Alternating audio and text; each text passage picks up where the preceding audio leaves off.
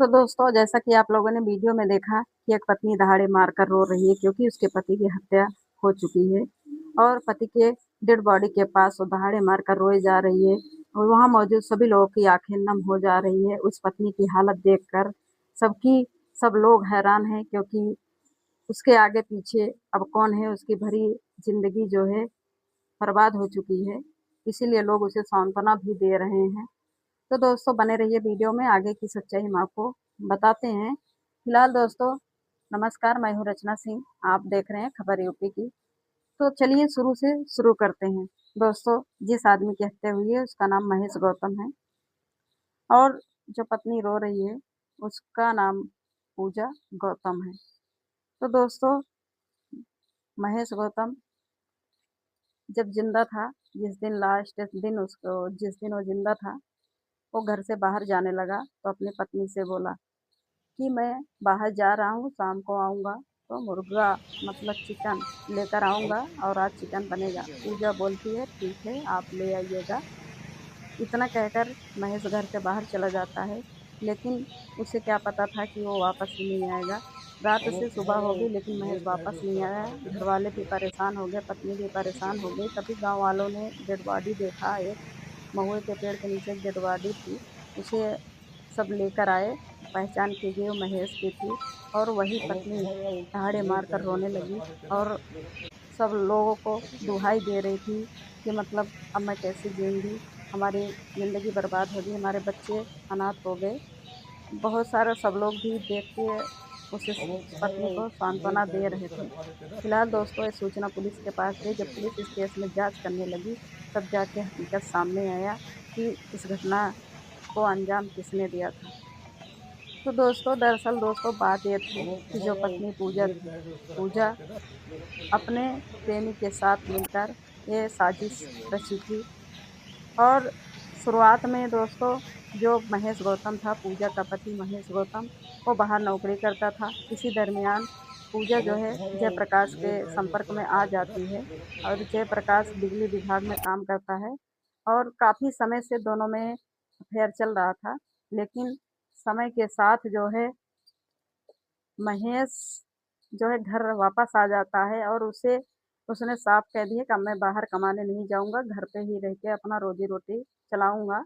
बस ये बात पूजा को नागवार गुज़री क्योंकि अब वो बीच का रा रा दीवार बन रहा था, उसके प्रेमी और उसके बीच का दीवार था। पूजा भी बहुत बर्दाश्त की लेकिन जो है बहुत समझाई महेश को, लेकिन महेश बाहर नहीं गया। तो पूजा थक-हार के अपने प्रेमी जयप्रकाश के साथ मिलकर प्लान बनाती है और जब महेश को रास्ते से हटाने की। फिलहाल दोस्तों, जिस दिन शाम को महेश वापस घर से बाहर गया, उसी दिन पूजा ने महेश को सॉरी जयप्रकाश को फ़ोन करके, अपने प्रेमी को फ़ोन करके बता दिया कि महेश वापस जा रहा। सारा अपडेट वो जयप्रकाश को देती रही। जयप्रकाश महेश से मिलता है और उसे ढेर सारा शराब पिलाता है, नशे में इतना धुत कर देता है कि वो ठीक से चल भी नहीं पाता है। उसके बाद जयप्रकाश महेश से कहता है चलो मैं तुम्हें घर तक छोड़ देता हूँ। और जब वो लेकर आया तो रास्ते में एक महुए का पेड़ था, वहीं पे लाके महेश को लिटा देता है। वो नशे में धुत था, उसे जैसे कुछ होश ही नहीं थी। फिर उसकी पत्नी अपनी प्रेमिका को फ़ोन करता है पूजा को कि आ जाओ, कहाँ योजना यहाँ तक सफल हुई है। पूजा वहाँ पहुँचती है तो पूजा के सामने ही, एक पत्नी के सामने ही उसका प्रेमी जो है जयप्रकाश, महेश का गला काट देता है। उसके बाद भी जब पूजा पत्थर उठाती है, उसी की पत्नी पत्थर उठाती है और उसके सीने पर कई वार करती है और उसके चेहरे पर भी कई वार करती है। इतना करने के बाद भी पेट नहीं भरा, पूजा अपने पति से कहती है, तो सॉरी अपने प्रेमी से कहती है कि देख लो कहीं ये जिंदा तो नहीं है। तो इतना करने के बाद दोनों डेड बॉडी वहीं छोड़कर अपने-अपने घर चले आए। पूजा अपने घर आई और ऐसे दिखाने लगी कि जैसे कुछ हुआ ही नहीं है। परिवार वाले भी थोड़ा भी शक नहीं किए उस पर। सुबह में जब डेड बॉडी आई, तो भी दहाड़े मारकर रोने लगी। कोई बिल्कुल भी शक कर ही नहीं सकता था कि यही ये कातिल है, यही आज ये सब नाटक कर रही है, दिखावे के आँसू हैं। तो दोस्तों, जब पुलिस जाँच करने में लगी तो पहले सबसे पहले पूजा का मोबाइल सर्विलांस पे डाला गया तो पता चला पूजा घटना के वक़्त कई बार एक नंबर पर बात की है।